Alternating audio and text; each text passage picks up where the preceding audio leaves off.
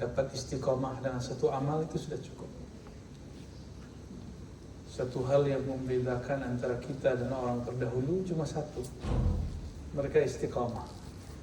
Istiqomah itu bukan berarti seperti robot, enggak, seperti malaikat. Istiqomah bahasa Arab berarti istaqama yastaqim. Dalam bahasa Arab istaqama yastaqim berarti berusaha untuk menjalankan semaksimal mungkin. Bukan berarti kita harus memaksa diri, tidak. Nah, istiqomah itu ada usaha. Usaha itu berarti bertahap, sedikit. Jika tidak melakukan proses itu langsung banyak, nah disitulah muncul jenuh, bosan. Dan zikir-zikir tadi akan lebih nikmat lagi jika memahami isinya. Jadi kenapa banyak orang tidak menikmati zikir? Karena dia tidak faham apa yang dizikir. InsyaAllah pelan-pelan kita akan menjelaskan makna-makna apa yang ada pada kalimat zikir. InsyaAllah. Supaya kolbu itu tahu apa yang dia santap. Sehingga sahlah disebut santapan rohani. Kalau tidak, apa yang disantap? Orang dia baca burung beo. Tahu burung beo? Ya. Burung beo, kita baca assalamualaikum, dia baca assalamualaikum. Burung tiung. Itu tiung sini ya? Tiung. Nah. Dia suka repeat apa yang kita cakap ya? Ulang. Ya. Assalamualaikum, la ilaha, gitu. Itulah guna talqin. Satu lagi ta'lim. 2. Jadi ma'rifat itu ada wasilahnya, ada medianya. Medianya 2 saja. Ta'lim, mengajarkan dan belajar. Yang kedua, talqin. Talqin itu membimbingkan, menghantarkan kalimat dari lisan masuk ke dalam qalbu. Itu talqin. Dan itu hanya dapat dilakukan oleh ahli qalbu. Tidak dapat dilakukan oleh sembarang orang. Ya. Karena si ahli qalbu ini dia terhubung kepada yang membolak-balik qalbu. Kalau seorang wakil talqin, muqaddam, khalifah, mursyid, syekh merasa dialah yang mentalqin, batal. Nuzi'at anhul barakah wal madad. Ya, maka tidak ada lagi anugerah ke dalam majelis itu. Karena dia telah menyekutukan Allah dalam khafinya, dalam ketersembunyian dirinya. Jika ada murid berhasil berzikir, dia pun tidak boleh mengatakan ini asbab saya. Tapi semua asbab Allah Subhanahu wa ta'ala. Jadi ke depan saya berharap ada kajian membahas rahasia-rahasia apa yang kita baca. Ya, insya Allah kalau umur panjang pun saya akan bantu. Tapi jangan tunggu saya. Ya, sini kan banyak guru-guru ya, yang mereka mengerti bahasa Arab, tapi tidak cukup. Dia harus mengerti bahasa qalbu. Nah, kita masuklah ke ma'rifatullah, ini boleh dihapus. Jadi tadi kita sudah menyebutkan bahwa ma'rifatullah, knowledge ya, tentang Allah, pengetahuan terhadap Allah, pengenalan terhadap Allah, itu ada beberapa jalan. Ada jalan ahli thariqah sufiyah, amaliyah. Ada jalan thariqah sufiyah ruhiyah. Thariqah sufiyah amaliyah itu hanya mendidik nafs, jiwa. Maka wajarlah jika ahli thariqah masih bertengkar. Jadi tidak disesalkan, karena mereka masih sedang merawat jiwa. Jiwa itu ada yang disebut jiwa ammarah bisu, yang suka mengajak, menyuruh kepada keburukan. Ada yang lawamah, suka mencaci maki, ya, menyesal, macam-macam. Ada yang mulhamah. Mulhamah itu kadang dia baik, kadang dia buruk. Jika dia punya community yang baik, dia jadi baik. Jika dia punya lingkungan yang buruk, dia jadi buruk. Nah, ini mulhamah. Mulhamah ini tergantung siapa bersama dia. Disinilah Sayyidina Nabi SAW mengatakan al-mar'u ala dini khalili. Hadis Imam Tirmidzi, hadis sahih. seseorang itu karakternya, akhlaknya akan dipengaruhi oleh siapa orang di sekitarnya. Maka jangan keluar dari jamaah. Kalau keluar satu jamaah harus masuk ke jamaah yang lain. Jangan pernah sendiri. Ya, sendiri syaitan itu lemah. Tapi jika kita sendiri, kita yang ketakutan. Karena dia punya senjata, dia punya nuklir, namanya was-was. Ya, was-was jika kita ini diserang, itu semua orang akan syak, semua orang akan berpenyakit kalbunya. Yang kedua ada thariqah ruhiyah, thariqah sufiyah ruhiyah. Maka sufi ini memang beragam. Thariqah sufiyah ruhiyah ini, mereka tidak ada minat dengan pahala, mereka tidak minat dengan posisi, power, materi, tidak ada minat.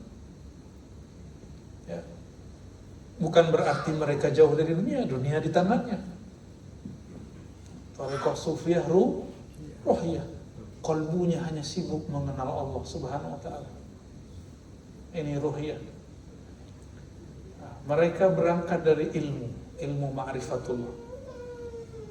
Kenal dulu baru sembah. Kalau sebagian kelompok sembah dulu baru kenal. Ini objeknya ruh, kalbu. Yang kelompok pertama objeknya nafs, jiwa. Jadi wajar saja orang thariqah masih konflik. Orang thariqah masih berebut siapa mursyid, berebut siapa wakil talqin, siapa khalifah, mursyid, syekh.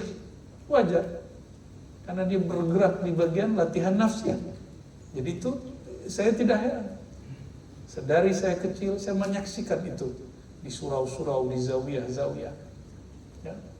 Seorang syekh membicarakan syekh yang lain, khalifah, mursyid, muqaddam, merendahkan, karena mereka dimain di nafsiyahnya.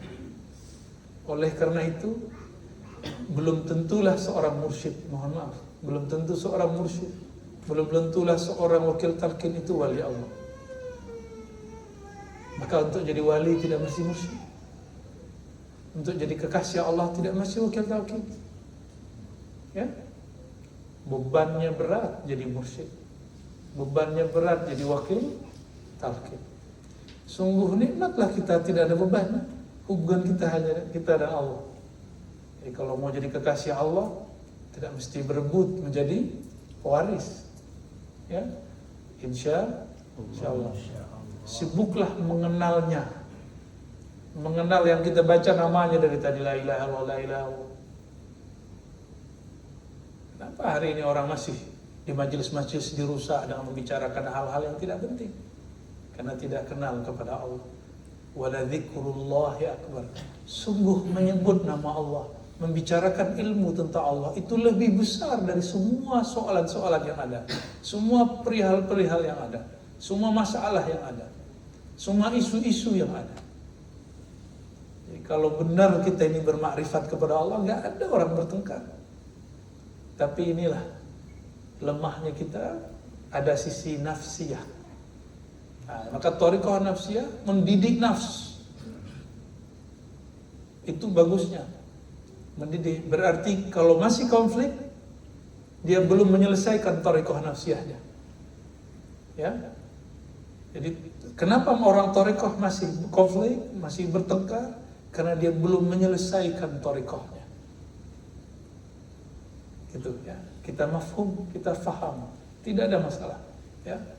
Kenapa antara thariqah saling merendahkan? Berarti dia belum usul kepada Allah. Karena kalau dia usul kepada Allah, dia tidak ada merendahkan Allah. Walaqad karramna bani Adam. Semua Allah telah muliakan keturunan bani Adam. Baik, kita masuk ke ma'rifatullah. Masih kuat? Wah, insyaallah. 12. 12. Nah, kita adalah 12. Ah, insyaallah. Saya pun semangat. Ya, ya. Masya Allah. Boleh? Tadi kita sudah mulai dari pertanyaan Ustaz tadi ya, mengenai mengenal Allah. Jadi ma'rifatullah kita singkat menjadi ma'rifatullah. Ma'rifatullah ini Allah SWT. Ini bukan Allah, ini huruf kata yang menunjukkan Allah. Tapi ini bukan Allah. Tapi ini harus dihormati.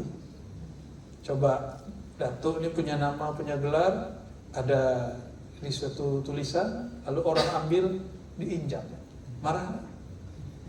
Sama, apalagi yang punya nama ini. Jadi kalau ada orang pegang mushaf Quran, lalu ini bukan Quran, saya injak, itu orang kafir. Dia telah menghina Allah Subhanahu wa Ta'ala. Karena nama tidak boleh dipisah daripada yang punya nama. Saya Ar-Razi. Ada orang coret-coret nama saya tersinggung. Itu nama saya. Walaupun itu bukan saya. Tapi itu nama saya. Faham di situ ya? Nah, itu hubungan nama dengan yang punya nama. Siapakah dia Allah itu? Allah Subhanahu wa Ta'ala menyebut dirinya laisa kamitslihi syai'. Surat Asy-Syura. Jadi ada surat Syura ayat 11. Di pertengahan ayat Allah mengatakan laisa kamitslihi syai'. Pernah dengar? Ya? Laisa kamitslihi syai'.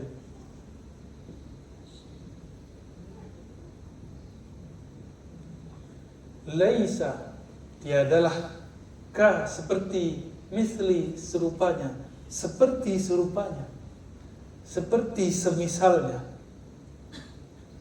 Jadi jangankan seperti dia, yang serupa dengan dia pun tidak ada. Jika Ar-Razi punya orang yang mirip di sini, ya, ada orang wajahnya mirip saya,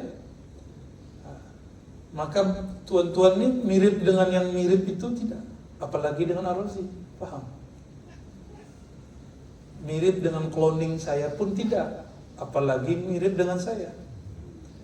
Tidak ada yang mirip dengan kamislihi. Nah, siapakah yang mislihi ini? Mislihi ini bukan serupa dalam artian menyerupai Allah.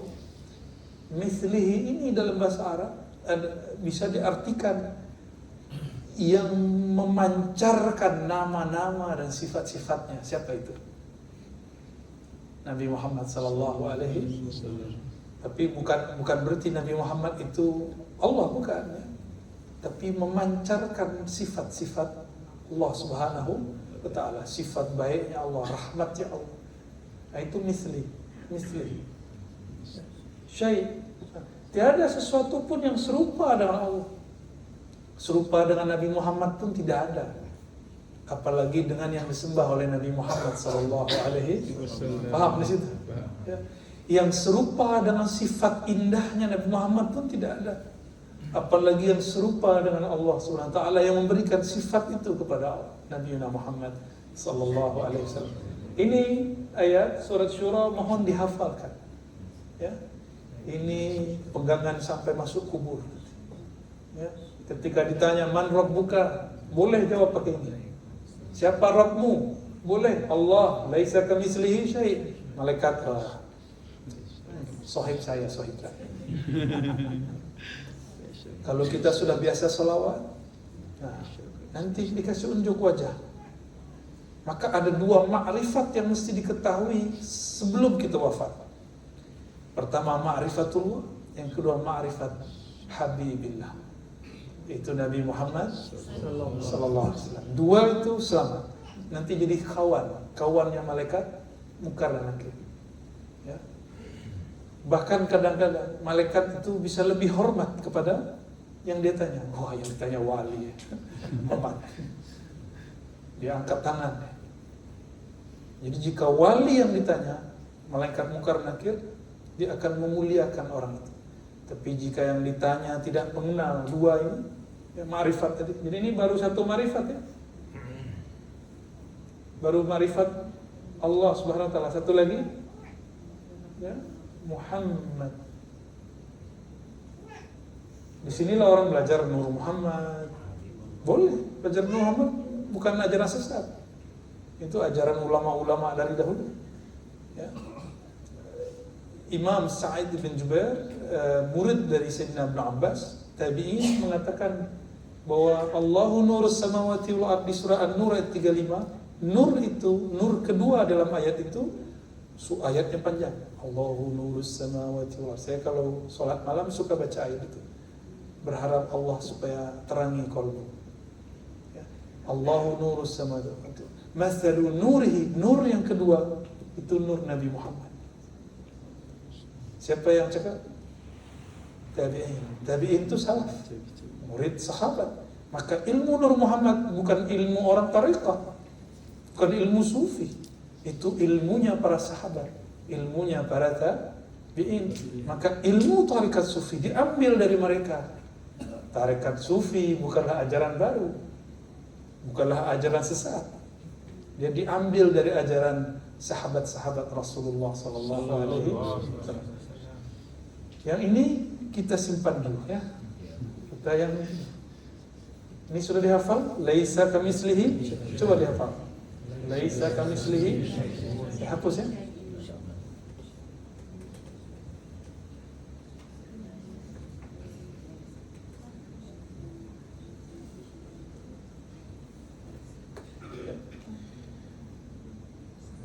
Allah Subhanahu wa taala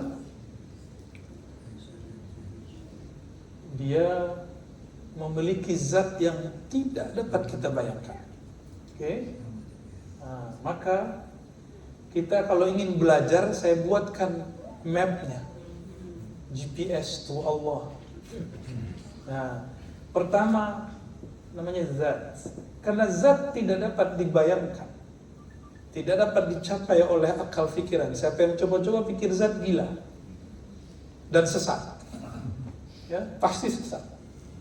Kecuali di dalam qalbu Muhammad ada ma'rifat zatullah.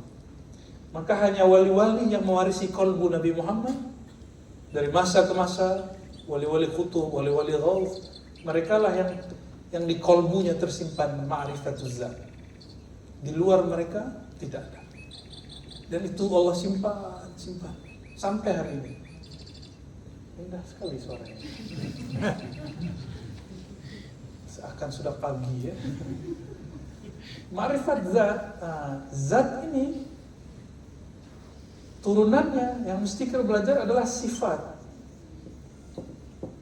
Tolong dihafal ya. Sifat. Sifat di situ bukanlah sifat yang kita bayangkan. Seperti sifat dia pemarah, bukan. Sifat dia pelit, tahu pelit? Iya, kedekut. Bakhil. Berdekut apa? Kedekut. Wah, kosakata baru. Vocabulary baru. Bukan. Sifat ini ada turunannya nanti. Ya.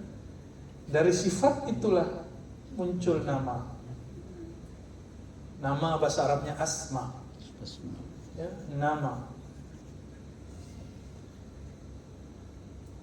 Sifat itu akan muncul pada yang kedua, af'al. Apa arti af'al? Perbuatan.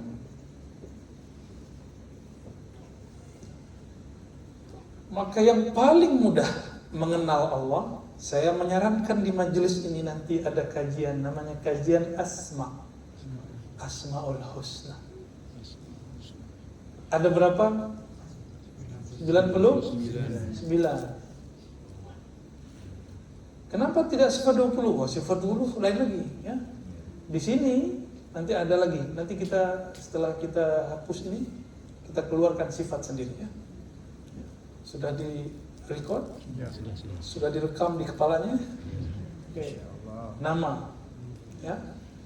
Nah, af'al ini di antara nama itu ada yang berkaitan dengan sifat, ada yang berkaitan dengan perbuatan. Ya. Sekedar sifat tidak ada batas. Tidak ada batas. Karena tidak ada batas, akal kita terbatas. Ulama kita kasihlah GPS bernama sifat 2. Itu ya. Maka di majelis ini mestinya untuk ma'rifatullah ada 2 ilmu sebelum ma'rifat Nabi Muhammad. Pertama kajian sifat 20, satu kajian Asmaul. Siap ya? Nanti dibuat ya. Silakan nanti. Ya. Tapi harus punya ilmunya. Jangan main coba-coba. Ya. Kalau sifat 20 sudah banyak yang ngajar sini. Jadi ini ilmu tersendiri lagi. Ya. Ilmu tersendiri lagi. Tak boleh cuma lewat YouTube. Harus talaqi kepada gurunya. Ya. Atau minimal diijazahkan gurunya. Oke, boleh dihapus.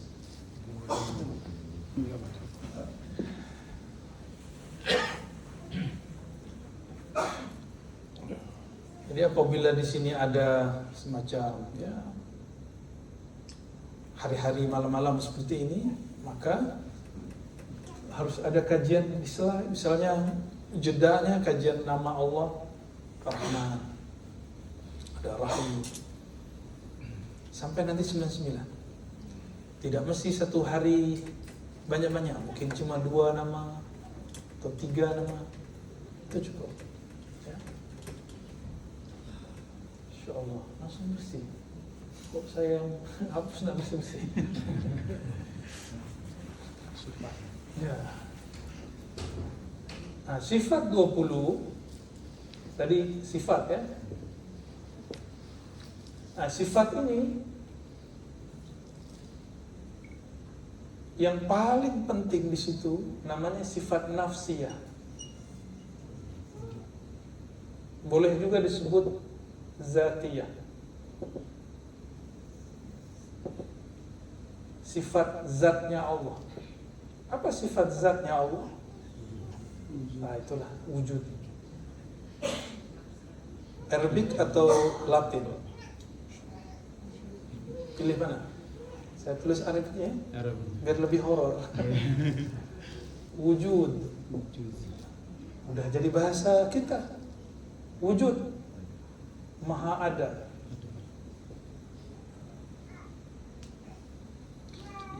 Saya dulu pernah beri teka-teki kepada jemaah. Mungkin sudah pernah tonton ya videonya.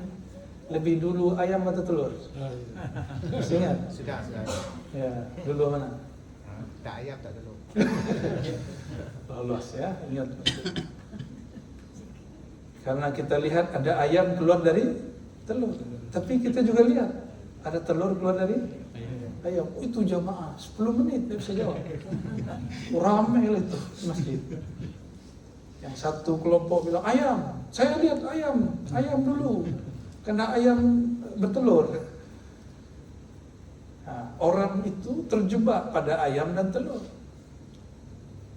Akhirnya dia bingung, sepertinya tidak ada. Nah, itulah nasib orang-orang yang ateis. Pikirannya lelah memikirkan Allah, karena dia salah fikir. Coba kalau dia berfikirnya sesuai dengan GPS-nya, bukan ayam, bukan telur, tapi ada yang bukan ayam, ada yang bukan telur, menciptakan dua-duanya. Wujud itu saya ada karena asbab ayah ibu, karena kakek nenek terus sampai ke Nabi Adam. Nabi Adam dari siapa? Apa perbedaan antara Sayyidina Adam dan Azazil iblis? Sama-sama dicipta. Selawat Muhammad. Itu setelah dicipta. Sebelum dicipta apa? Nah, ini ilmu ma'rifat ini. Ini bagian dari ilmu ma'rifat. Ma'rifat wujud. Nanti ini ma'rifat ini berkaitan dengan sifat. Nah, ini ada turunannya nanti. Wujud. Ulama kita membagi, ada yang membaginya ke sini. Setara dengan wujud. Nah, itu boleh ya. Tapi saya tidak begitu. Kita bagi di sini ada namanya salbiyah. Sifat salbiyah itu sifat menegasikan, menegatifkan, menolak, Menafikan. menafikan. Salbiyah. Salbiyah. Lalu di sini ada lagi sifat namanya ma'ani. Ma'ani, makna. Contoh, yang melihat mata atau penglihatan. Penglihatan itu disebut sifat ma'ani. Pernah mimpi? Matanya dipejam atau terbuka? Pejam. Lalu melihat pakai apa? Pakai apa lihat? Bukan. Pakai sifat ma'ani bernama penglihatan. Maka penglihatan itu dalam bahasa Arab disebut sifat ma'ani. Apa arti ma'ani? Makna. Ini mata. Apa makna dari mata? Melihat penglihatan itu disebut sifat ma'ani. Paham? Ada 7 ya sifat ma'ani. Coba baca ini sifat 20. Allah wujud qidam baqa mukhalafatuhu lil hawadithi qiyamuhu bi nafsihi wahdaniyah qudra irada ilmun hayat sama basar kalam. Coba diulang. Qudrat iradah. Saya mampu angkat tangan. Coba angkat tangannya. Oh, tersihir semua. Bisa angkat tangan? Mohon maaf, ada orang yang terkena stroke. Dia bisa angkat tangannya? Tidak bisa. Tak boleh. Kenapa? Allah ambil kudrahnya. Ada orang buta, Allah ambil basar, penglihatannya. Ada orang meninggal, Allah ambil hayatnya. Anak saya baru 50 hari lah ya. Allah ambil hayat darinya. Jadi wafat meninggal itu adalah pengambilan sifat ma'ani. Maka jika disebut dalam tasawuf, matilah engkau sebelum mati, artinya serahkan sifat ma'animu kepada Allah sebelum benar-benar engkau mati. Itu yang disebut mati sebelum mati. Ini bagian dari ma'rifat. Ya, kita senggol-senggol dikit ya. Senggol. Kita colek-colek dikit ya. Padahal yang mau kita kejar wujud. Karena semua sifat ini menunjukkan wujud yang satu. Saya melihat, saya mendengar, tuan-puan juga melihat, mendengar. Apakah melihat itu satu zat berbeda dengan yang mendengar? Atau dia satu? Nah, apa tuan itu ada 7. Sifat ma'ani ada 7. Ya, apakah zat itu 7 atau satu? Satu. Ini ma'ani. Itu ma'ani. Itu analog untuk memahami si wujud Allah Subhanahu wa ta'ala. Saya mau tanya, jadi siapa yang mendengar itu? Allah. Ada Allah ibadah? Enggak kuat itu. Nanti di fatwa sesat sama dakri nanti ya. Jadi siapa yang mendengar itu? Siapa yang mendengar malam ini? Siapa yang melihat malam ini? Itu sifat. Yang punya sifat ini siapa? Oke, ini putih kan? Yang putih siapa? Papan tulis. Oke, papan tulis itu zat. Putih itu sifat. Yang mendengar, yang melihat, ini tubuh ini. Yang punya tubuh ini siapa sebenarnya? Nah, itulah yang disebut ruh. Ruh inilah pusatnya. Pelan-pelan. Nah, 7 sifat Allah Subhanahu wa ta'ala ini apa aja tadi? Qudrat saya kasih simbol ya. Qudrat, irada, sama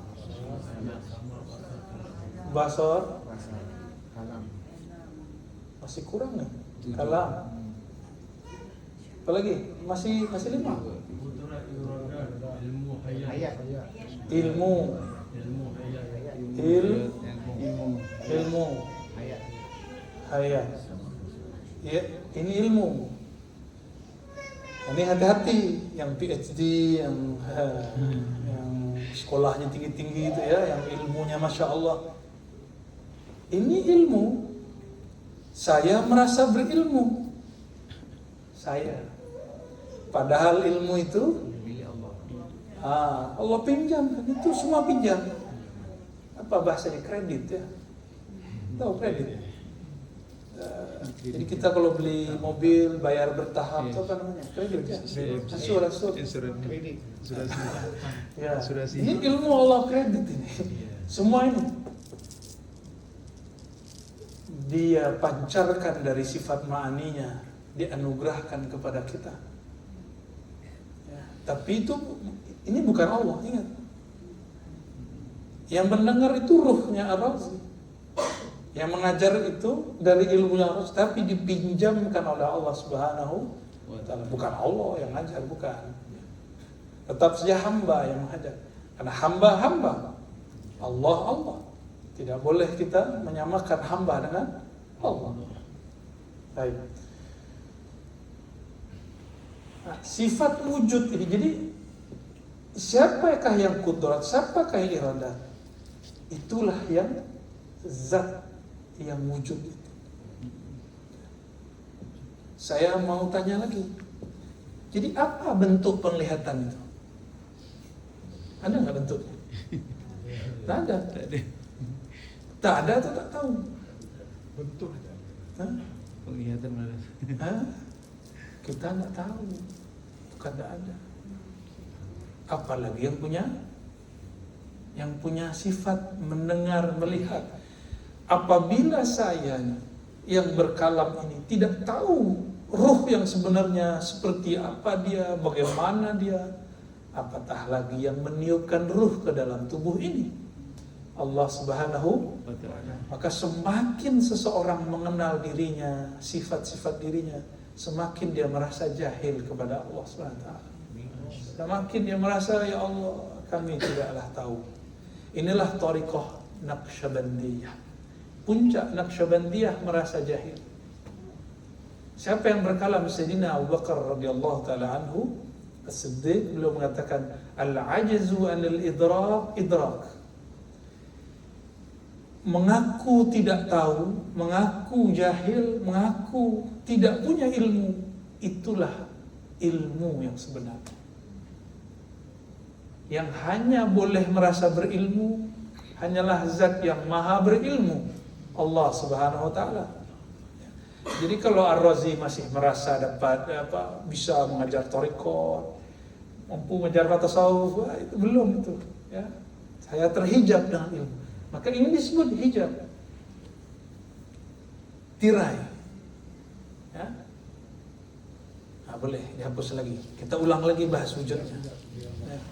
Jadi biasanya ulama-ulama kita membahas wujud itu bagus, tapi bikin pelik ya. Mungkin banyak orang kemudian sakit kepala.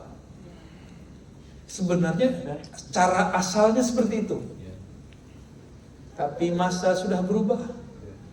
Orang tidak mau seperti itu ya.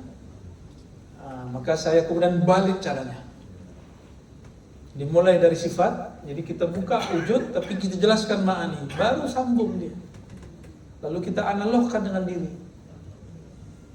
Mulai paham 20? Ini semalam sudah paham 20, tidak perlu 20 hari ya. Insya Allah ya. Maka zat ya, zatullah,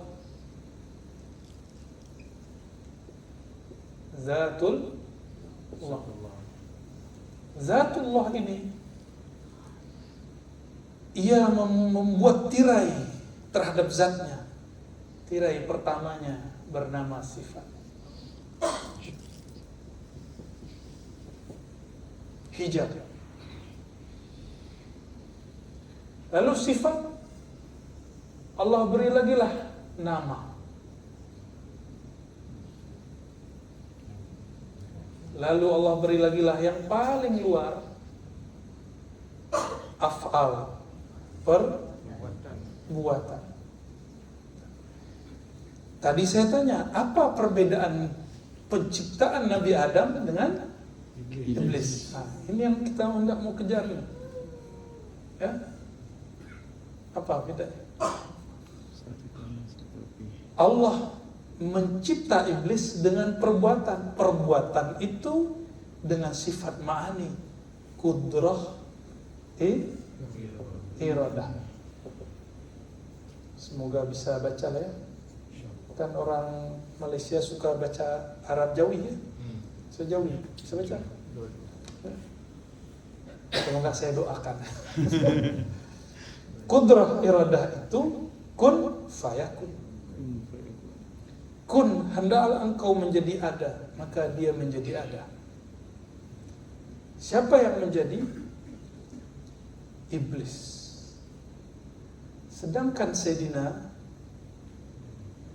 Adam dicipta, Allah katakan khalaqtuka, ya, walam taku syai'a. Bahkan disebutkan yadayya, aku ciptakan engkau dengan dua tanganku. Bukan tangan ini, ya. Kan samaknya sudah berlainan. Ketika disebut tangan, hanya Allah yang tahu maknanya. Jika seorang ibu mengatakan kepada anaknya yang baru pulang dari luar kota, dari luar negara, ini masakan buatan ibu, itu tanda apa?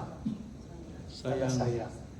Allah mengatakan, hei Adam, aku ciptakan engkau dengan tanganku. Begitu Allah mengatakan, aku sangat sayang kepadamu, hai Adam. Maka yad di situ mengandung makna. Kita tidak perlu mentakwil kata yad. Allah tahu maknanya, makna hakikatnya. Tapi salah satu cabang dari maknanya adalah kasih sayang Allah Subhanahu wa ta'ala. Kasih sayang itu ada di antara sifat dan zat. Ya, namanya rahmah. Namanya rahmah. Jadi ini kalau kita keluarkan, ini namanya rahmah. Bahasa kitanya kasih sayang. Kasih sayang itulah yang kemudian membuat Sayyidina Adam lebih mulia daripada iblis. Karena iblis dicipta hanya dari kun, kudrah iradah. Kudrah iradah menunjukkan izzahnya Allah, hebatnya Allah. Maka iblis pun bersumpah ketika dia hendak melawan, bi'izzatika ya Rabb, dengan izzahmu. Jadi iblis percaya kepada Allah tapi tidak percaya kepada Adam. Jadi dia hanya percaya Allah mana yang dia suka, cuma dua sifat. Jadi iblis itu punya ma'rifat, tapi ma'rifatnya hanya dua sifat. Sedangkan Adam memahami semua sifat.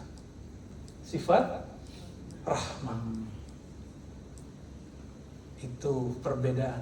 Iblis sudah pernah berzikir 18.000 tahun. 18.000 tahun.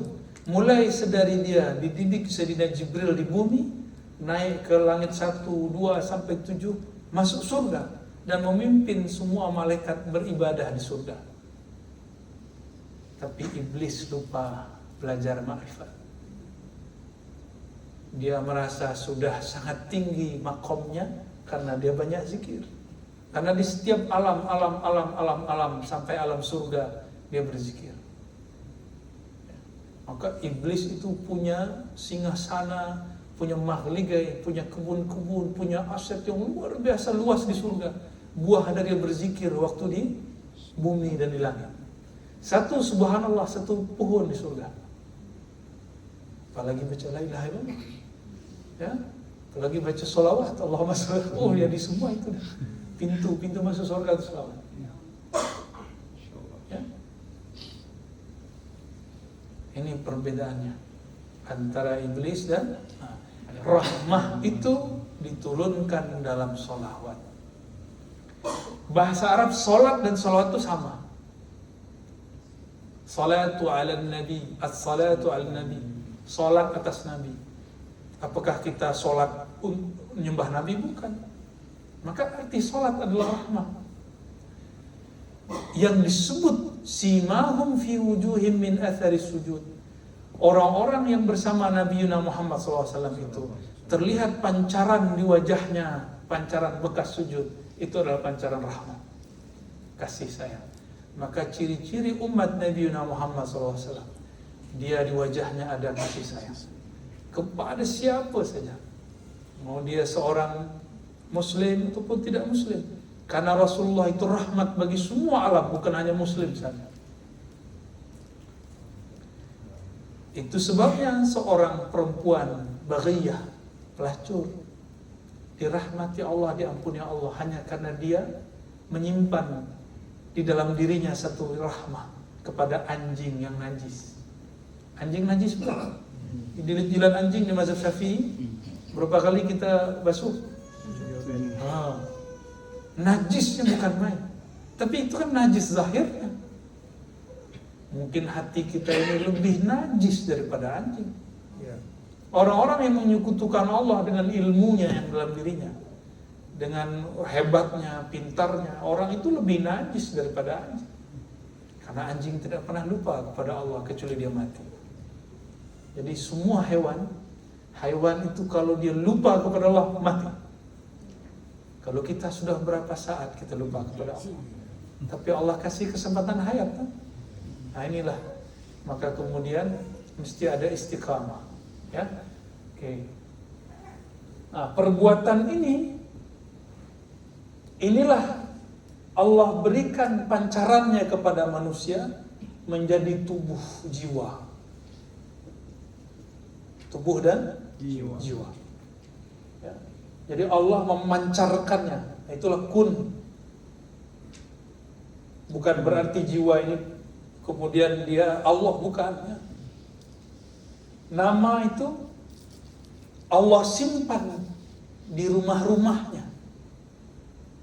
Saya kalau menyimpan duit, ya, mata uang ringgit, ya.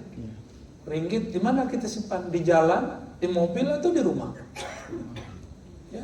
Saya punya benda berharga, saya simpan di mana? Surat-surat, lembaran-lembaran berharga di mana? Rumah. Di rumah. Nama Allah satu nama itu satu lembar berharga, satu surat berharga. Di mana Allah simpan? Di rumah-rumahnya. Maka keluarlah ungkapan dari ulama, ini bukan hadis. Qalbul mu'min baitullah. Qalbunya orang beriman itu adalah tempat menyimpan lembaran-lembaran nama Allah. Inilah rahasia tawajuh yang diajarkan, ya, Maulana Syekh Abah Ahmad Tajul Alfi, atau yang diajar oleh mursyid-mursyid Naqsyabandiyah, mursyid-mursyid Syaziliyah, mursyid Idrisiyah, semua sama. Semua sama. Mereka sedang ada nama masjidnya, Masjid Qadiriyah Naqsyabandiyah. Qalbunya qalbu Naqsyabandiyah. Ada yang Idrisiyah. Itu cuma nama. Tapi di dalamnya hampir-hampir sama. Nama-nama Allah Subhanahu wa ta'ala. Maka nama Allah itu Allah simpan di mana? Qalbu. Jadi siapakah yang membantu kita saat kita zikir tadi? Allah. Inilah yang kita baca, Allahumma inni ala dzikrika. Ya Allah, bantu aku mengingat akan Engkau. Maka ciri-ciri tanda-tanda orang dapat bantuan Allah, dapat pertolongan dari Allah apa? Ingat Allah. Dia dapat ingat Allah. Nah, nama Allah itu berat. Nama Allah diturunkan ke bukit longsor. Tanahnya hancur. Allah kalamkan ke bumi, bumi bergetar. Zilzal, terjadilah gempa bumi. Allah turunkan ke laut, terjadilah ombak yang bergelombang-gelombang, tsunami. Allah turunkan ke udara, jadilah angin. Berat. Maka tidak ada yang sanggup memikul nama Allah. Siapa yang sanggup mikul? Qalbu manusia. Nah, kita dapat anugerah, dapat nyebutnya file besar, namanya qalbu, rumah Allah Subhanahu wa Ta'ala. Jadi jika disebut masjid, apakah masjid itu yang ada kubah? Bukan. Agama Sikh, tempat ibadahnya juga berkubah. Dulu sebelum Islam yang dibawa oleh baginda Nabi Muhammad SAW datang, orang-orang Persia menyembah api. Itu lewat menara-menara dan ada kubahnya. Maka kubah itu peradaban manusia. Adapun kemajuan kolbu itu lain. Ada masjid nih, masjid. Kubahnya bagus, kaligrafinya banyak, khat-khat Arabnya Masya Allah. Apa namanya nih? Karpetnya tebal seperti ini, tebal sekali ya. Seakan kita mau langsung tidur ya. Harum, tapi orang yang zikir tidak ada. Maka itu masjid bukanlah Baitullah, itu kubur ya. Maka rumah yang tidak ada nama Allah itu kuburan. Maka beruntunglah tempat ini ya, beruntung datin. Beruntung tempat ini dipakai ya, zikrullah. Saya tidak tahu siapalah dulu yang mulai zikir di sini pertama, sebelum ya, Datuk nih punya tanah di sini. Pasti sudah ada waliullah kasih tanda tempat ini dulu. Dia berdoa dulu, atau dia pernah jalan dulu di sini. Karena tanah-tanah itu selalu berdoa setiap kali ada yang jalan. Ya Allah, ada ahli zikir sedang menginjakku. Itu dia berdoa. Maka kiai-kiai di Jawa, tuan-guru di Jawa atau di Sumatera atau di sekitar kita di negeri kami, kalau hendak mereka membangun satu tempat menjadi pondok pesantren, mereka sholat di situ, zikir di situ. Nanti ada saja orang bantu. Tidak tahu dari mana, tempat pelosok, desa jauh, ya, di kampung-kampung. Tapi ternyata Allah Subhanahu Wa Taala kirim orang. Kenapa? Karena tanahnya menjerit kepada Allah, ya Allah, kami senang sekali dizikirkan oleh si kiai fulan, syekh fulan. Maka izinkan tempat yang dibangun. Dibangun apa? Rumahmu, rumah. Maka rumah kita pun juga harus ada amalan-amalannya. Tidak hanya di tempat zawiyah, di rumah-rumah kita harus ada amalan. Tapi rumah masjid intinya siapa? Qalbul mu'min baitullah. Ini qalbu. Inilah yang harus diberikan menu-menu yang beragam. Jangan satu menu. Allah baru satu menu. Satu menu. Harus ada Rahman, ada Rahim, ada macam-macam. 99 menu qalbu. Ya. 99 menu qalbu. Siap menyantapnya. Tapi banyak resto, seafood, ya.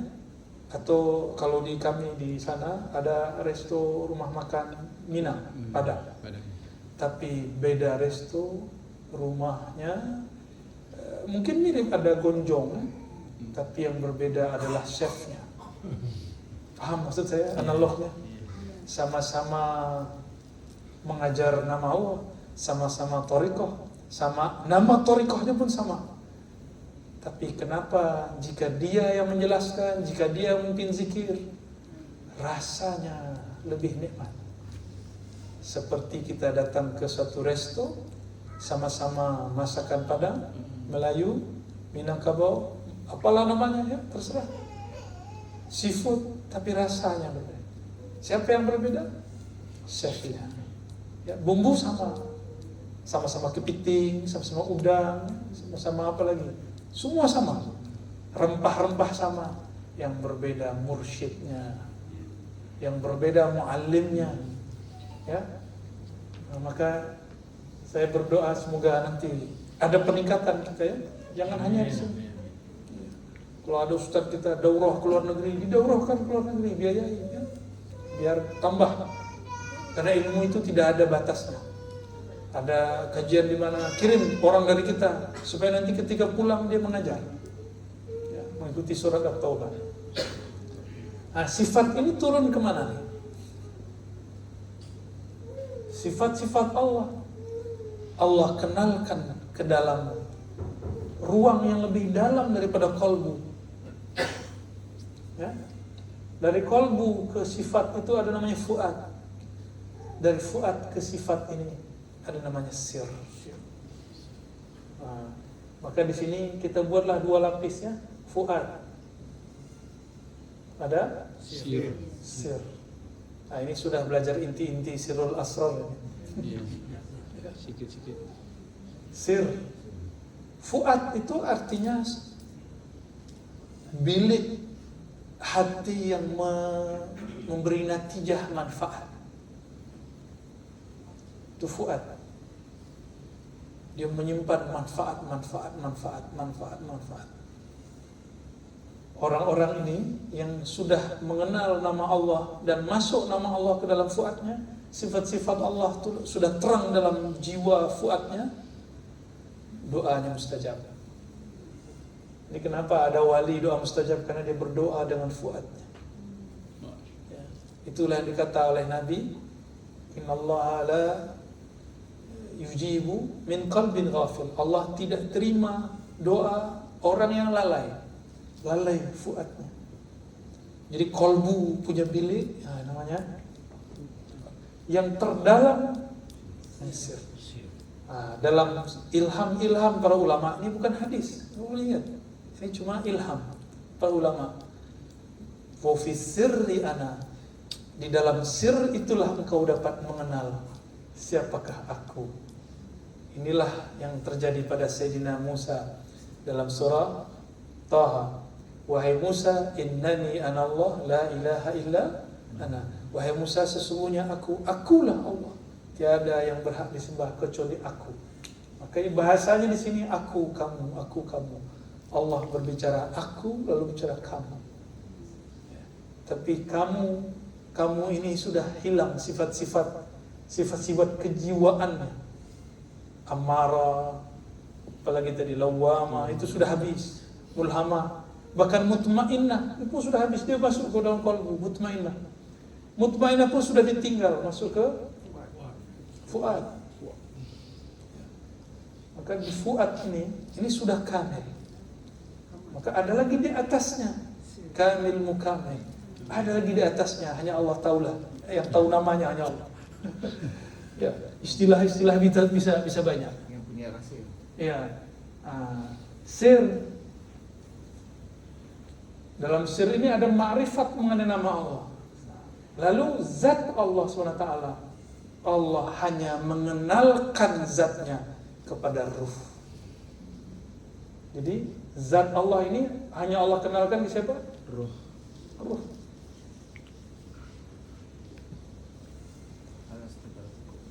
Itu dia. Yang berpulang jika semuanya sudah seragam, ya. Jiwa kita sudah kita kenalkan bahwa ini semua fi'il perbuatan Allah. Apa yang ada ini perbuatan Allah. Kolbu sudah mabuk, sudah penuh, sudah kenal, sudah penuh dengan nama-nama Allah. Fuad sir sudah dihiasi dengan sifat Allah. Maka ruh akan semakin mengenal Allah SWT. Itulah yang disebut mi'rajnya ruh.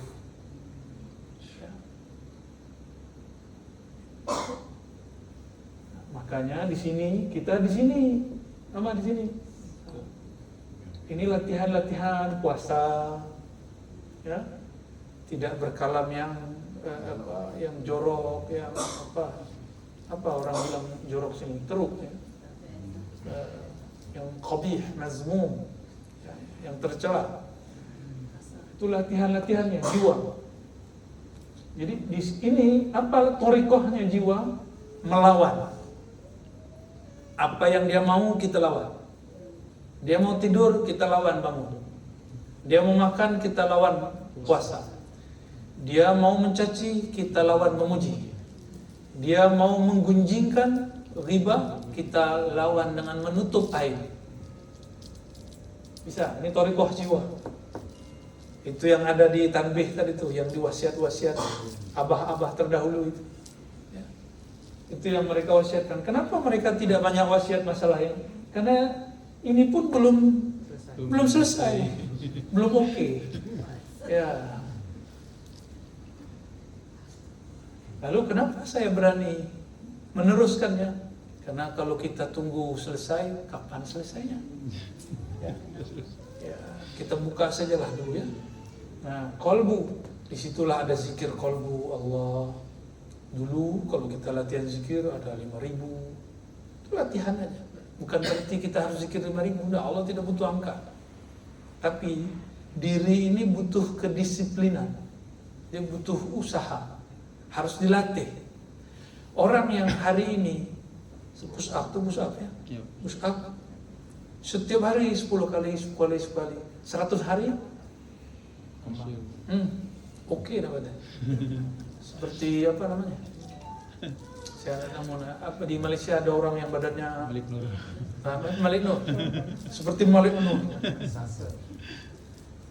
Apabila tubuh ini dilatih setiap hari, dia akan menjadi kuat dan bugar.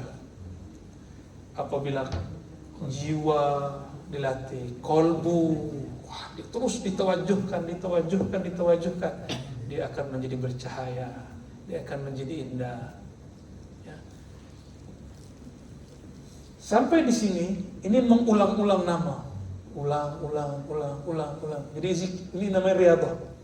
Tapi untuk fuad dan sir ini mesti ma'rifah. Jadi thariqahnya nama diulang-ulang, disebut riyadhah. Thariqahnya sifat, dikenal, dibahas, ditaklimkan. Makanya kita orang-orang yang sudah belajar 99 nama ini, ada perbedaan antara orang-orang yang cuma berhenti di kolbu. Misalnya kamu baca Rahman Rahim 100 kali nanti begini, baca ya Latif nanti kamu bisa menundukkan hati orang. Nah, ini baru di thariqah qalbiyah. Tapi kalau dia sudah masuk kepada, kan nama itu bersumber dari sifat, ya toh? Ar-Razi itu nama.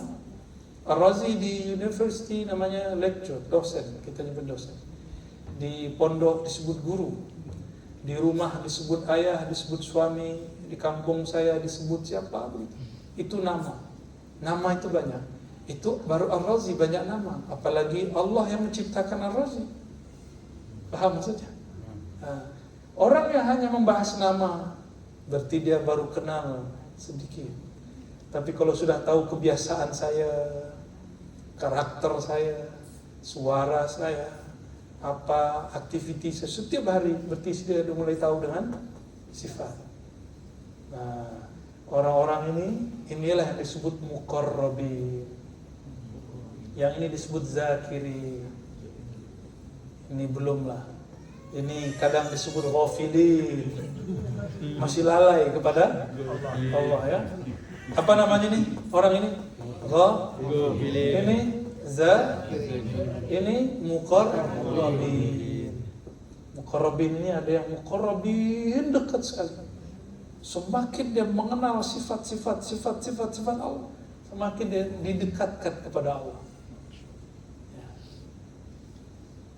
Kalau ini hanya Nabi Muhammad ini.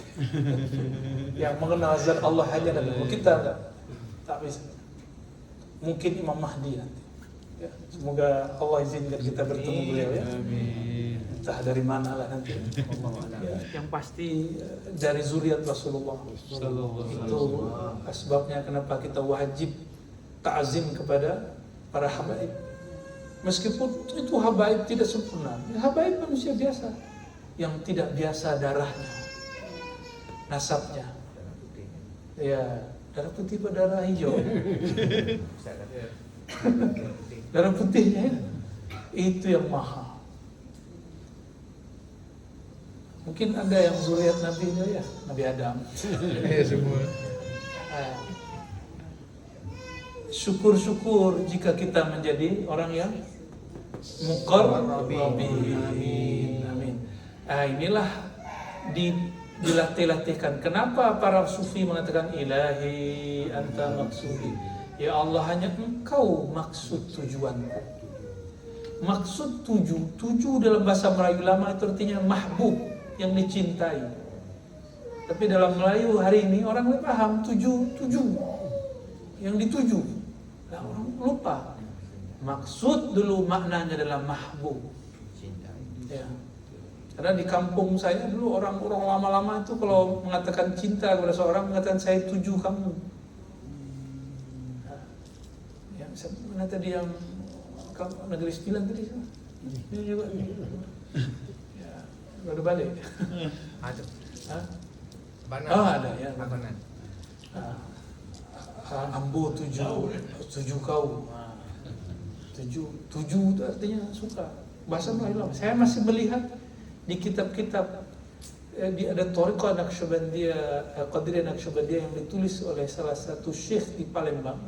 Dia pulang dari Mekah, murid Syekh Ahmad Khatib Sambas. Dia pulang, dia tulis bahasa Melayu Palembang.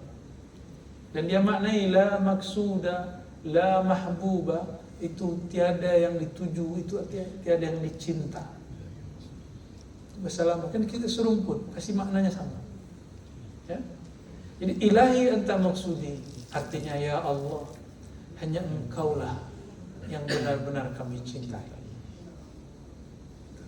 Mungkinkah cinta kalau tidak kenal? Tidak. Tidak mungkin. Tidak mungkin ya. Kenapa kita cinta? Karena kita kenal apakah cantiknya, apakah gagahnya, apakah baiknya, apakah suaranya, apakah hidungnya. Hidung bisa bawa ke Korea. Tapi kawan saya di Paris malah ingin ini dikurangi, hidungnya berlebih. Kalau kita ingin dilebihkan, kalau dia mau dimundurkan, dikurangi. Baik, barangkali ini penjelasan ringkas inti-inti daripada ma'rifatullah. Ini diurai lebih panjang lagi, karena ini sudah jadi satu kitab. Ya, sudah ada kitab Imam Ghazali, tapi kitab Imam Ghazali bahasanya lumayan berat. Ada yang lebih ringan, buku Imam Zarruq, ya, Al-Maqsad Al-Asna. Imam Ghazali, saya punya kajian itu online dengan community Jerman, teman-teman kita di sana. Tapi ini kita lagi off beberapa bulan ini. Dulu ada juga Husnul Khatimah Institute, itu yang saya bina orang-orang tua. Kita tadinya mau buat pesantren untuk orang-orang tua, tapi qadarullah belum sampai. Ya. Akhirnya kita buat dulu kajian selama pandemi, kajian Ma'rifatullah 9 nama, tapi belum sampai. Masih 10 atau 20 lah. Silakan cari di YouTube, masih ada itu. YHKI, cari ini ya YouTube-nya. Saya pun tidak tahu ini masih ada atau tidak. YHKI. YSKI. Yayasan Husnul Khatimah Institute. Ya. Dulu kita membuat pondok untuk orang-orang yang sudah berumur lanjut, supaya hari-harinya sibuk mengenal Allah. Biar pensiun, biar nanti jadi sahabatnya malaikat munkar nakir. Jangan jadi musuh. Ustaz, Ya. rahsia 165 huruf bilangan dia. Ya. Kalau diurai waktunya masih cukup lah. Bukan pendek saja. Alif tu berapa, lam berapa, sehingga jumlahnya 165. Ya. Oke. Coba buka Google Hisab Al-Jumal. Coba tulis Hisab Al-Jumal. Nanti cari ada gambar, picture. Nanti di situ ada bagan, alif berapa. Ya boleh dihapus. Yang tu saya dah tengok daripada Ustaz Buya Rusfi. Oke. Siap. Saya tak pernah Dari terus ni. Dia minat cowok. Belum. Surat saya nak kenal. Atai. Tekan kas gitu. Okey lah. Ini cucu pahlawan ni Naning Masya Allah. yang berjaya mengalau Inggris daripada tanah Melayu. Lawan Inggris dulu ya. Ya. Ini cucu Pejuang, mujahid. seangkatan dengan Makilau.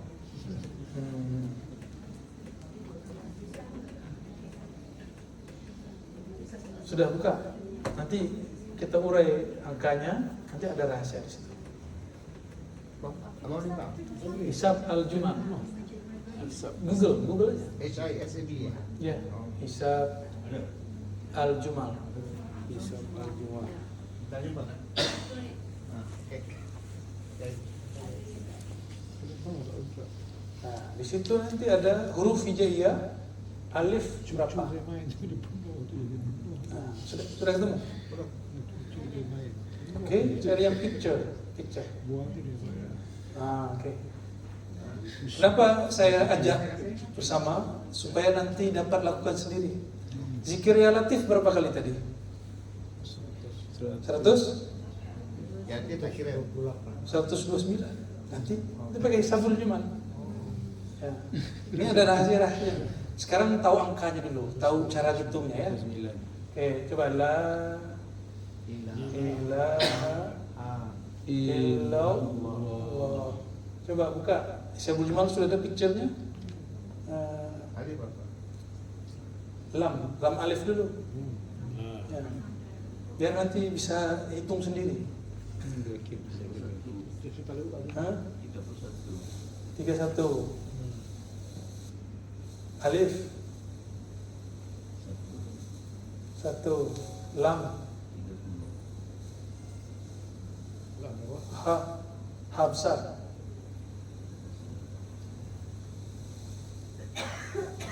Berapa ha? 5. Oke. 1. Lam 31 31. 1. 65 Lam 30. 30. Lam 30. Ha 5 5. 6 65. Ya. Ini satu mazhab, ada yang menambahkan lam itu 3. 67 Ya, kan dia ada begini. Ya. Ya. Ya. Nah, kita pakai yang satu dulu ya. Coba dihitung. 65 Biasanya nggak jauh-jauh dari angka 165 atau 163 atau 164. Coba dihitung. Ya. Tambah plus.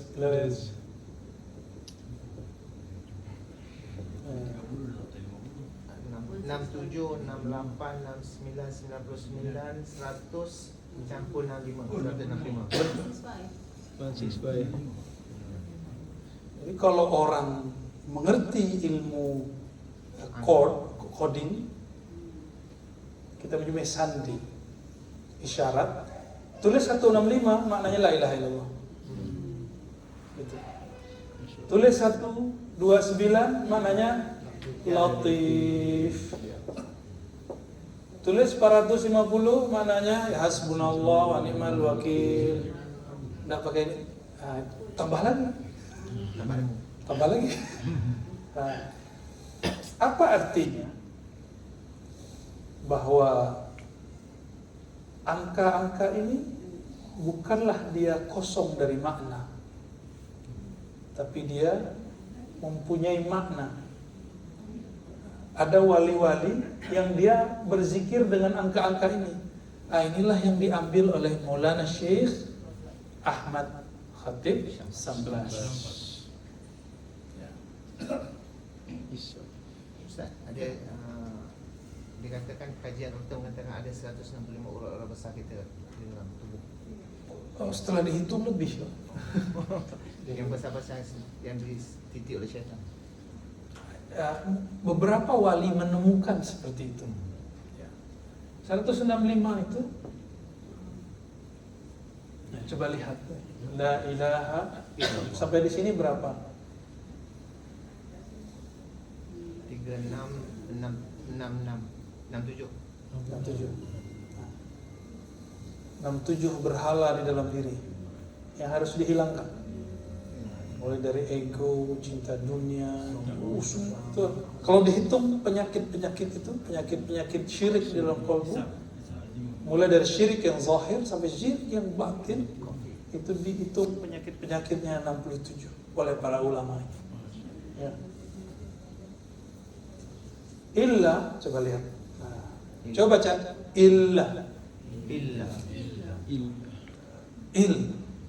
Ada yang ditekan. Kemana? Ke atas atau ke bawah? Oh, il. Nah, ini cara memasukkan nama ke dalam kalbu. La ilaha illallah. Nah, di sini banyak fikiran. Makanya zikirnya dibawa ke atas la ilaha. Ini hanya teknik. Boleh diikut, boleh tidak. Ini kan ijtihad ulama. Apabila ahli fikih boleh ijtihad, ahli hadis boleh bagi hadis, kenapa ahli zikir tidak boleh bagi zikir? Ya. Maka jika ada ahli hadis menentang pembagian ini, kita tentang juga pembagian hadis. Tapi saya juga mengkaji hadis, saya tidak akan tentang karena saya paham ini ilmu yang funnya berbeda-beda. Maka kita tidak perlu benturkan. Jadi jika ada ahli fatwa, ahli agama kemudian mengatakan dari mana nih angka ini, buat-buat aja mengada-ngada, dia tidak tahu, jangan dibilang mengada-ngada. Ya. Dalam ilmu hadis ada, ya, ilmu hadis tidak ada kaitannya dengan ini. Ilmu hadis sendiri, ini ilmu zikir sendiri. Ya. Kira-kira seperti itu ya. Jadi katakan zikir badan bisa. Ya, bisa. Zikir badan. Bisa juga ini zikir la ilaha itu badan dan fikiran. Badan dan fikiran. Otak ini yang tidak bisa khusyuk. Kenapa orang-orang sholatnya tidak bisa khusyuk? Karena dia sholat pakai fikiran. Tapi kalau dia pakai kolbu, di kolbu hanya Allah. Illa itu cara menghunjam, memasukkan, menyuapkan nama ke dalam kalbu. Illa khusyuk. Jadi bukan main di kepala, mainnya di dalam kalbu. Maka saya sudah nggak main kepala. La ilaha illallah. Hanya paling cuma kepalanya naik turun. Sudah jarak begini-begini udah. Tapi bolehkah kepala naik? Boleh. Ngorok kan? Ya? Nanti ngorok. Ya. Jadi la ilaha illallah. Menurunkan semua ego. Illallah. Masih banyak rahasianya, ya. Karena sudah larut malam tidak mungkin saya buka. Maka ke depan jika baca illallah bukan mengikuti suara yang pimpin zikir, tapi kita memimpin di dalam diri sendiri. La ilaha illallah. Jadi ini seakan-akan dia membuka kunci kalbu yang sedang tertutup, dibuka. Jika banyak semak belukar, dia bersihkan. Illallah. Nah, kenapa awalnya pelan-pelan? Illallah. Karena kalbu ini dia tidak bisa dikeras. Kalbu ini tidak boleh dipaksa. Dia harus pelan, lama-lama. Setelah nama masuk, baru boleh diguncang. La ilaha baru boleh. Suci dan disucikan. Itu bahasa lainnya. Kenapa? Maksud tu hadirnya hati lah. Ya, hadirnya hati. Pertama hadir dulu. Saya sadar saya baca. Dengar. Ya, itu dulu. Yang kedua, saya sadar makna yang saya baca. Yang ketiga, saya merasakan apa yang saya baca. Dan yang keempat, tiada ibarat dan kata. Nikmat. Hanya ada nikmat. Ya, nikmat. Zikir paling nikmat la ilaha illallah. Tidak ada lagi. Saya sudah zikir macam-macam. Paling nikmat. Tapi orang kalau nikmat terus, dia tidak tahu kalau dia sedang dapat nikmat. Maka sesekali zikirnya harus diganti. Itulah muncul khatam. Khatam ini supaya orang tahu kalau zikir A tetap balik-baliknya ke la ilaha illallah. Begitu ya. Gimana? Khalas. Besok kerja ya.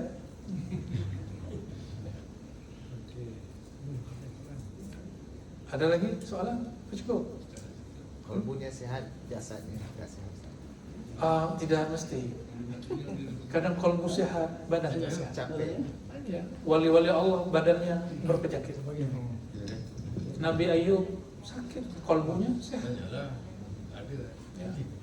Ya, silakan. Assalamualaikum. Assalamualaikum. Saya Fairul. Fairul. Ya, Buya nak tanya tentang apa maksudnya wahdatul wujud. Wah, ngeri kali ya. Bolehlah dia terus ya.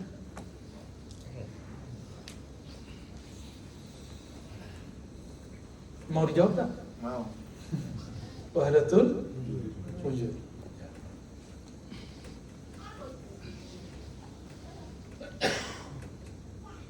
Wahdatul wujud, wahdah berarti esa, kesatuan.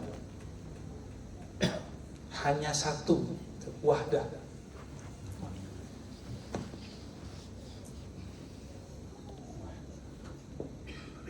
Wahdah, seperti wahdah, keesaan, ketunggalan, kesatuan, satu. Wahdah ini ada ulama kita mengalami pengalaman rohani yang berbeda. Muncullah seorang imam namanya Ibnu Arabi. Dia wafat, Ibnu Arabi wafat 639. Ibnu Arabi, ahli hadis tapi sufi. Dia mengatakan di alam ini semuanya bersumber dari satu wujud, yaitu wujud Allah. Maka wujud-wujud ini tidaklah ada hakikatnya kecuali dari Allah. Ini pengalaman rohani Imam Ibn Arabi. Maka dia makan, lihat, minum, semua yang dilihat hanya Allah. Karena dia hanya melihat Allah, dirinya pun dia tak lihat. Disebutlah ini wahdatul wujud. Sebelum Ibn Arabi ada namanya Al-Hallaj.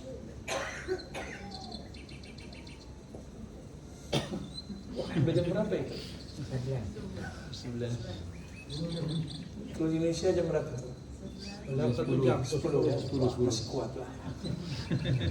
Lalu Al-Hallaj dia wafat tahun 309 di Pancung. Karena saat dia mengatakan yang aku lihat hanya Allah, lalu dia melihat dirinya Allah, maka dia berkata anallah Hallaj. Dia lagi mabuk, orang mabuk cinta. Nah, kalau dia disebut wahdatul hub, cintanya satu, maka dia tidak melihat dirinya, dia hanya melihat Allah. Orang-orang ini ahli azwaq, ahli rasa. Ini tidak boleh dihukum dengan hukum akidah. Maka salah mufti kalau menghukum mereka. Ini bukan bagian ahli fatwa. Ya. Karena Ibn Arabi ini ulama besar. Dia hafal ribuan hadis. Dia hafal Sahih Bukhari. Ada di sini mufti hafal Sahih Bukhari. Ya, sembarang fatwa mengatakan wahdatul wujud. Ya, tak boleh. Ya. Kalau kita tak faham, cukup katakan saya tidak tahu. Cukup. Oh, saya belum sampai kepada pahamnya Ibn Arabi. Selesai. Saya pun juga, saya bukan Ibn Arabi, saya hanya menjelaskannya. Datanglah ulama belakangan, Thariqah Naqsyabandiyah, namanya Imam Rabbani Ahmad Al-Faruqi yang dibaca di Wassul. Ila ruhi al-Imam Rabbani, itu dia. Namanya Ahmad Al-Faruqi. Disebut Faruqi karena dia zuriat Umar Al-Faruq, Sayyidina Umar Al-Faruq. Dia dari India. Jadi zuriat Sayyidina Umar hijrah ke India, namanya Ahmad Al-Faruqi, ahli hadis. dia punya 5 thariqah. Salah satunya Naqsyabandiyah dan juga Qadiriyah, ada Khistiyah, ada Suhrawardiyah dan thariqah yang lain. Ahmad Sirhindi, Ahmad Al-Faruqi mengatakan wahdatul wujud itu belum tinggi, masih ada yang lebih tinggi. Ibn Arabi ini keliru. Ya, ada lagi yang lebih tinggi, namanya saat Ibn Arabi tidak melihat kecuali Allah. Melihat itu bahasa Arabnya syuhud. Syuhud, saksi, menyaksikan.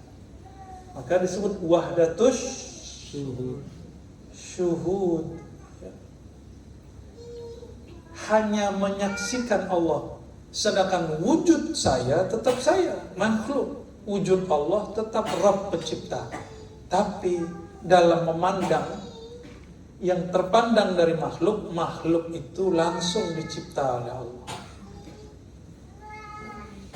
Jadi dia tetap membedakan antara hamba dengan Allah. Sedangkan ini sudah kabul, sudah tidak ada hamba. Bukan berarti hamba jadi Allah, bukan. Di sini tidak ada hamba, tidak ada alam, yang ada hanya Allah. Sedangkan Imam Sirhindi, Imam Al-Faruqi, zikir la ilaha illallah, aku tidak memandang kecuali hanya kuasa Allah, nama Allah, kebaikan Allah. Seperti itu.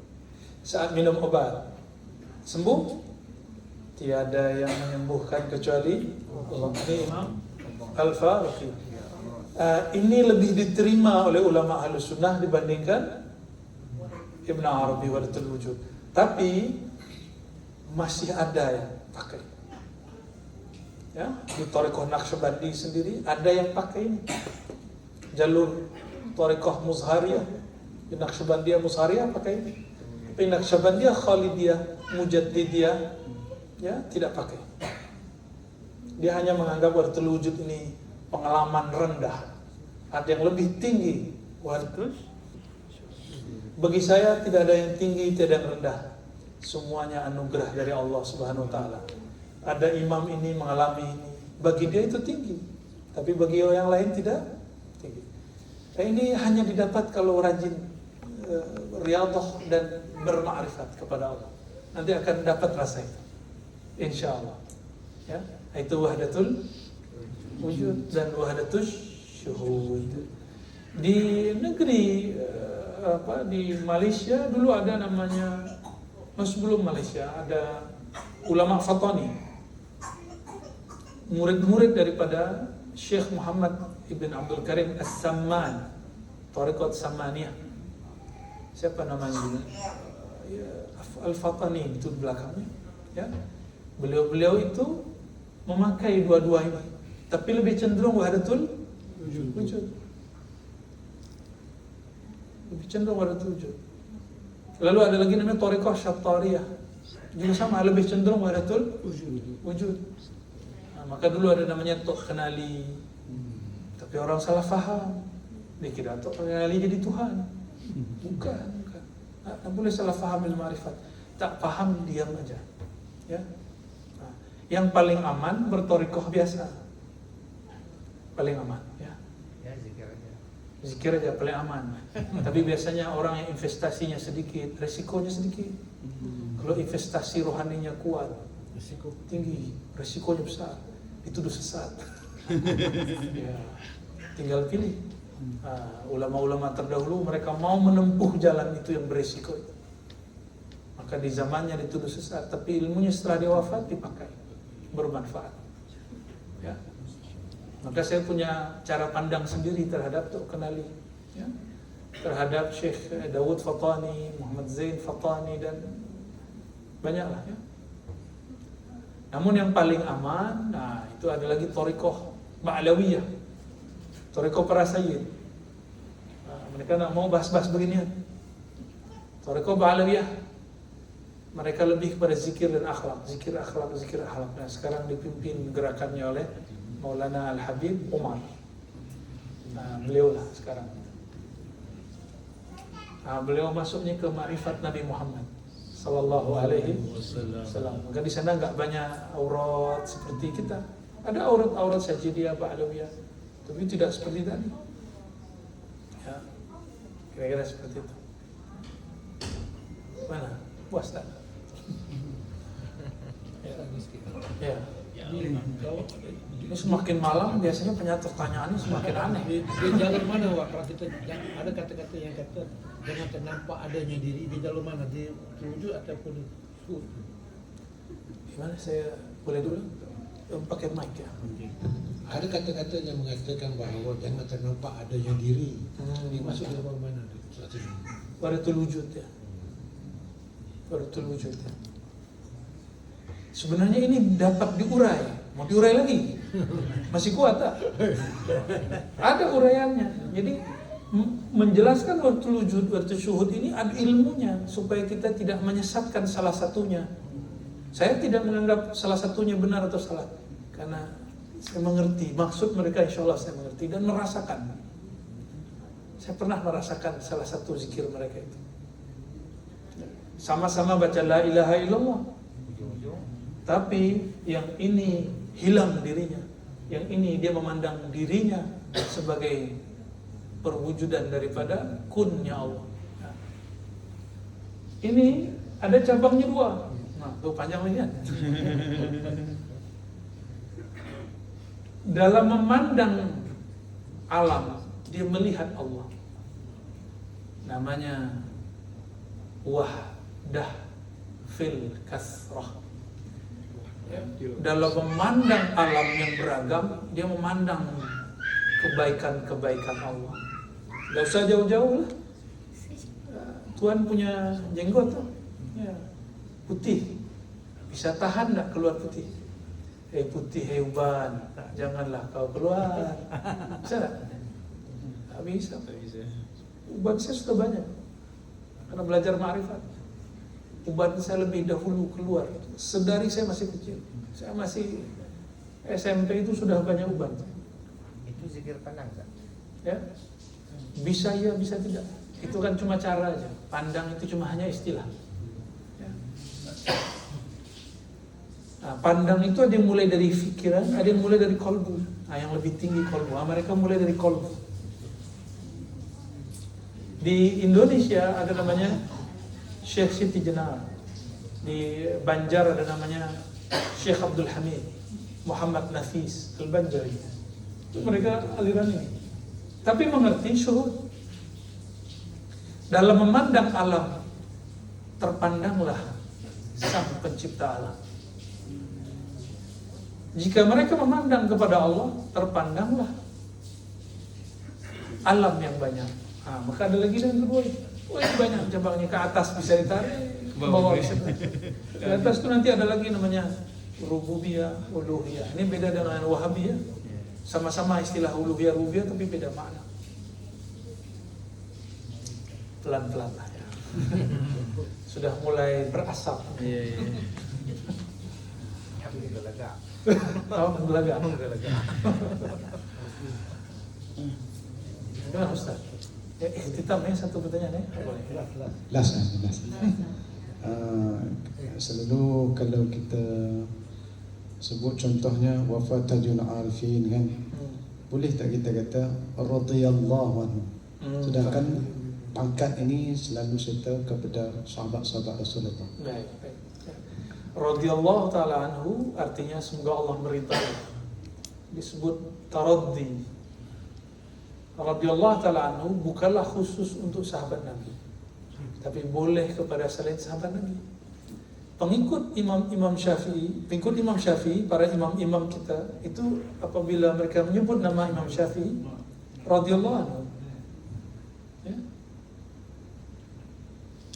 Jadi apabila menyebut nama Imam Syafi'i, apa kata dia?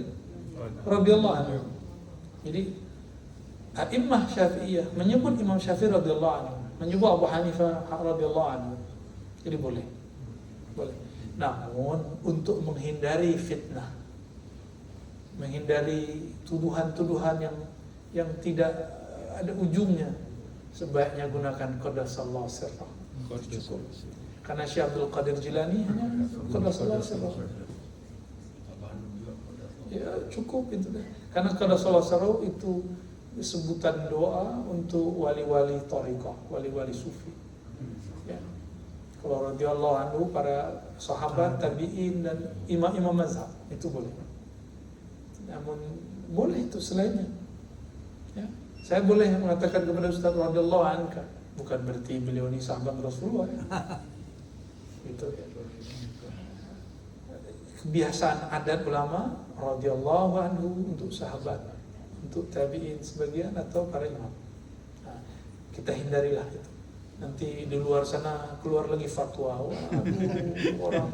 orang Tariqah Qadiriyah Naqsyabandiyah menganggap Abah Anom sebagai sahabat Rasulullah. Panjang lagi ceritanya. Nah, kita menghindarilah yang itu ya. Menghindari. Selevel. Ya, saya tidak mau orang-orang Tariqah banyak masalah dan konflik. Nah, itu juga sebabnya kenapa saya tidak talqin. Karena tidak boleh ambil murid orang lain. Ya, tak boleh ambil. Ya, cukup amalkan yang sudah ada. Ya. Nah, ilmu ma'rifatnya yang saya bagi. Karena ini yang mahal. Mahal tak dapat dibeli. Karena saya yang dikasih dua. Sebelum lupa, Ya. nak ijazahkan Al-Fatihah satu nafas. Nah ini ada kumpulan zikir saya. Ini saya ijazahkan semua nanti. Ya. Itu al-ma'thurat, silakan diamalkan. Nah, di situ ada teknik berzikir jahar dan khafi juga, cuma dengan cara yang sedikit berbeda. Tapi karena di sini sudah ada amalan, saya hanya mengijazahkan. Siapa yang amalkan boleh tanpa merubah apa yang sudah jadi tradisi di sini. Nah, saya mendapatkan Fatihah satu nafas dari beberapa masyayikh, Syekh Abdul Rahman Nazari, Mursyid Saziliyah, kemudian ada juga Mursyid Idrisiyah. Saya diperintahkan oleh beliau baca Al-Fatihah satu nafas. Boleh coba? Ya. Cara tekniknya, ambil nafas, tapi jangan penuh, cukup 70%. Ya 2/3 lah. Nah, baru mulai. Auzubillah. Auzubillahi minasyaitonir rajim. Bismillahirrahmanirrahim. Coba ulangi. Ya. Ulangi, buang nafas. Tarik nafas. Bismillah tanpa auzubillah. Bismillahirrahmanirrahim. Alhamdulillahirabbil alamin arrahmanir rahim maliki yaumiddin iyyaka na'budu wa iyyaka nasta'in ihdinas siratal mustaqim siratal ladzina an'amta 'alaihim ghairil maghdubi 'alaihim waladdallin. Amin. Kuat. Sekali lagi. Ya, tarik nafas. Jangan penuh. Bismillahirrahmanirrahim. Alhamdulillahirabbil alamin arrahmanir rahim maliki yaumiddin iyyaka na'budu wa iyyaka nasta'in ihdinas siratal mustaqim siratal ladzina an'amta 'alaihim ghairil maghdubi 'alaihim waladdallin. Amin. Sekali lagi, 3 kali baru kuat.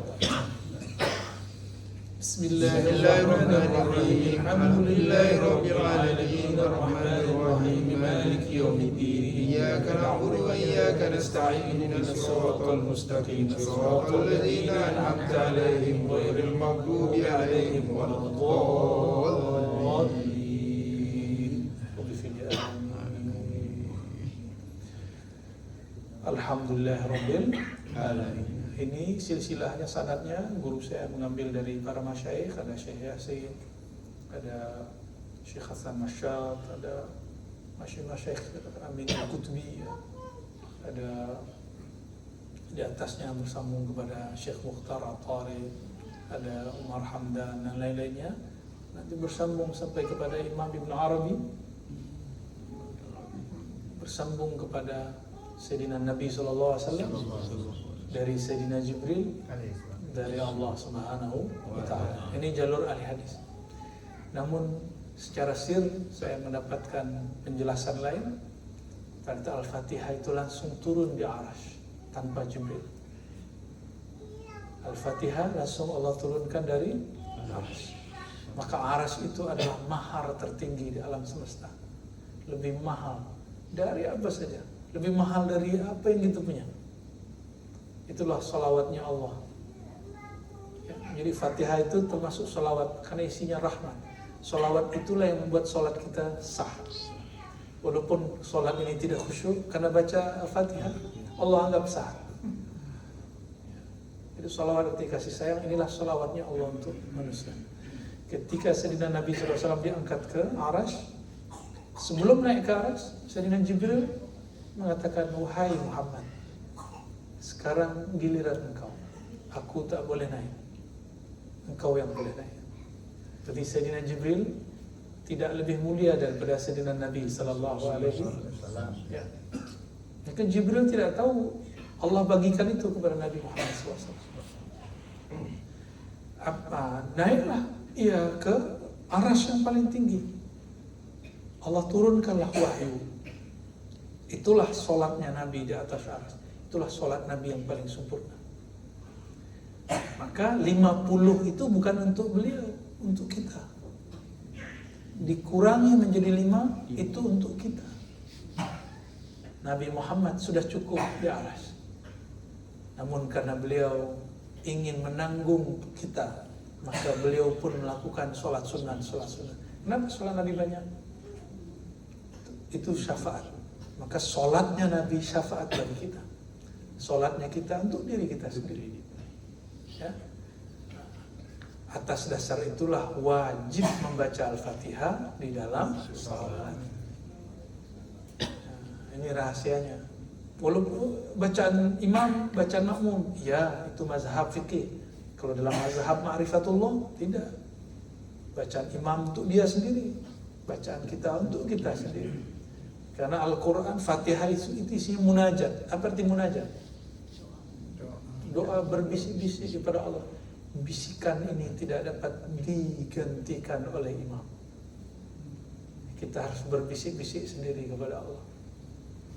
Maka dalam mazhab Ahlul Haqiqah wajib baca Al-Fatihah. Selesai waladhdallin, amin, kita baca.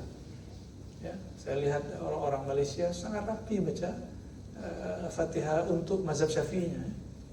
Lebih rapi dari orang Indonesia lah. Indonesia kan mazhab itu campur-campur ya. Tapi tetap sama, mazhab Syafi'i. Karena banyak yang sudah talfid. Wah, bacaan imam baca makmun. Jadi imamnya baca, dia diam. Ya, melayang. Wahdatul wujud. Ya, wahdatul wujudan. Barangkali itu ya, saya ijazahkan baca Fatihah ini. Saran saya nanti kalau beramal sendiri, tawassul Fatihahnya satu nafas. Itu energinya, energi rohaninya lebih dahsyat. Ya. Allah akan kuatkan nafas.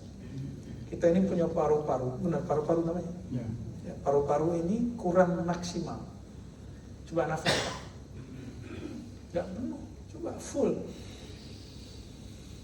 Nah, selama ini kita hanya nafas 25%, seperempat. Lalu mana yang lainnya? 2/3-nya kemana? Jadi penyakit. Nah, ini olahraga nafas, maka dia akan menjadi zikir nafas. Gitu ya. Tapi kalau jadi imam tetap satu Bismillahirrahmanirrahim. Ya biasa ya. Tapi siratal ladzina an'amta 'alaihim, jangan berhenti, lanjut terus. Ya. Coba ulangi. Siratal ladzina an'amta 'alaihim ghairil maghdubi 'alaihim waladdallin. Harus begitu ya. Walaupun berhenti wakaf di 'alaihim boleh, namun di dalam mazhab qiraat Asim, karena kita menggunakan Asim, itu makruh. Suka yang makruh ya. Ya, saya rasa cukup lah ya. Besok masih kerja ya. Saya yang tidak kerja besok. Saya libur besok ya.